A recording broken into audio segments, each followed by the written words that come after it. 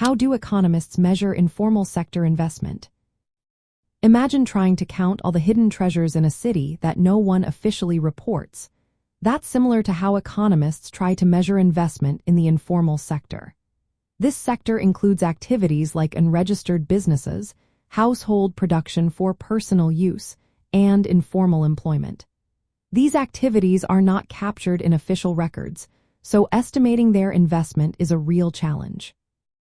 To get a clear picture, economists use a mix of methods. First, they conduct surveys and collect data directly from households and informal businesses.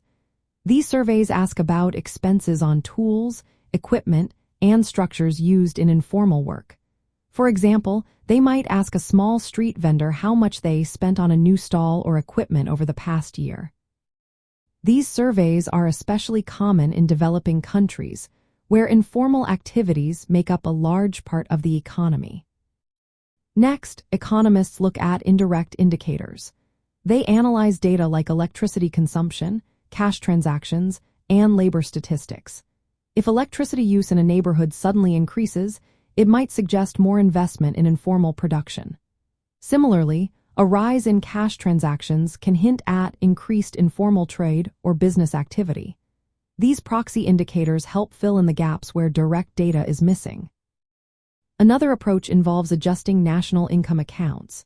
The system of national accounts, or SNA, is a framework used to measure a country's economic activity. Economists extend this framework to include informal sector contributions. They estimate how much informal activities add to the gross domestic product by looking at household production and informal work within formal businesses. This helps include the informal sector in overall economic measurements.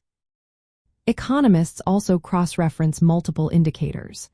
They compare the share of informal activities in total gross domestic product, analyze informal trade flows, and look at remittances sent for informal work. Combining these data points gives a more complete picture of informal investment. Finally, statistical models are used to estimate the size and growth of informal investment.